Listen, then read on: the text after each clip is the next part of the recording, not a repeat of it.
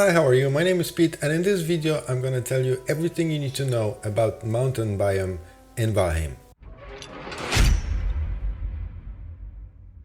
So I'm gonna divide this video into chapters so it's easy for you to find in case you wanna come back and rewatch some parts. So let me go over what we're gonna talk about. So firstly, I'm gonna talk about how to survive in the biome. Next, we're gonna talk about what kind of creatures you can meet in this biome. Then what kind of resources you can gather from that biome, as well as how to summon and find the boss.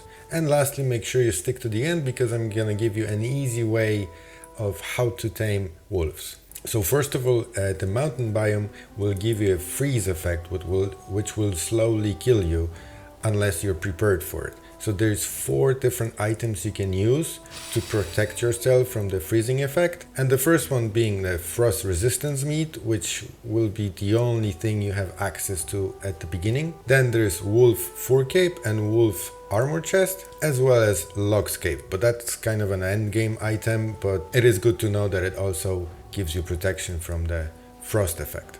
It's also important to know that the frost resistance meat will only give you a certain amount of time of frost resistance, which is exactly 10 minutes. And also it's very important to note that you cannot be wet. If you're wet, even if you're wearing any of those mentioning things or you have the frost resistant meat, you will still take damage as long as you're wet. So you need to make sure you dry out before you walk into the mountain biome, which you can do simply by using the campfire. Now let's get over the unique creatures you can meet in this biome. So firstly is obviously a wolf, and a wolf can be a pretty tough enemy at the beginning. However, after a while you will get used to how to deal with them and they're not as dangerous anymore. And upon killing the wolf, you can get the raw meat as well as wolf pelt, and you have a chance of getting wolf fang and the wolf trophy. The next creature is drake, which is actually very easy to take out with any kind of bow. And the drake will drop freeze gland and has a very rare chance of dropping a drake trophy. The next creature is stone golem, which actually surprisingly looks like a stone until you approach him. And the stone golem will drop crystals as well as stones, and it has a rare chance of dropping the stone golem trophy. Lastly, there's Fenrir, and Fenrir you can only meet during the night, and it will drop wolf fang, as well as it has a chance of dropping a Fenrir trophy. Now let's go over the resources. So apart from all the resources I mentioned before that are dropping from the different creatures, you can also get the obsidian. Now obsidian looks kind of like that, and I realized that it looks not much different from the normal stone.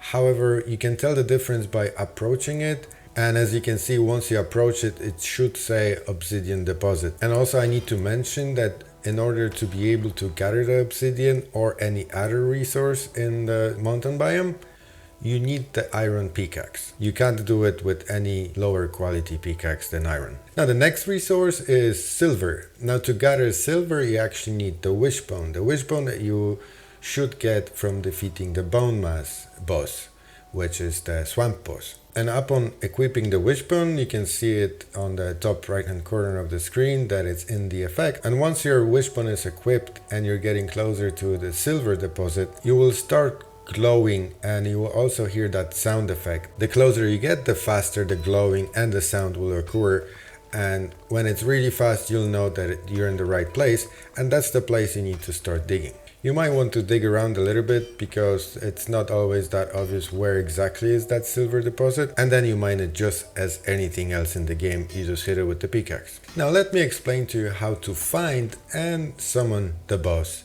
in the mountain biome.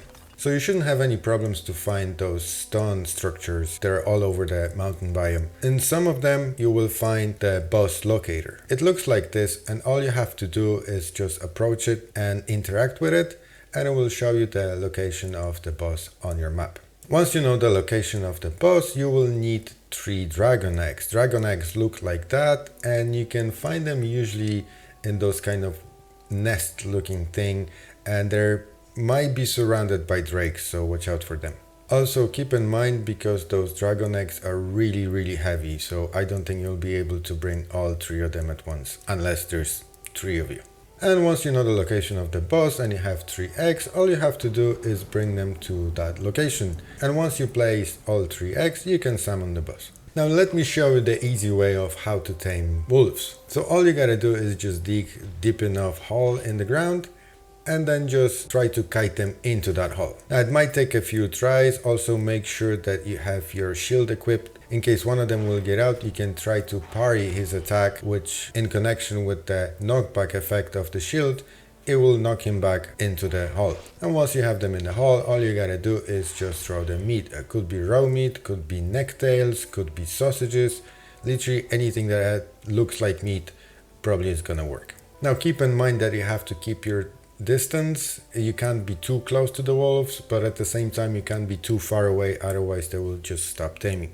You can tell that you're in a good distance away from them when you don't see the exclamation mark above their names. And after a good while they will finally tame, and then by petting the wolf you can make him follow you. Also, if you want to know how to transport your tames on a longer distances, I made a video about it and I will pin the link to it in the comment section. Now I hope you find this video useful. If you did, please leave a like and consider subscribing, and I'll see you in the next one. Thank you.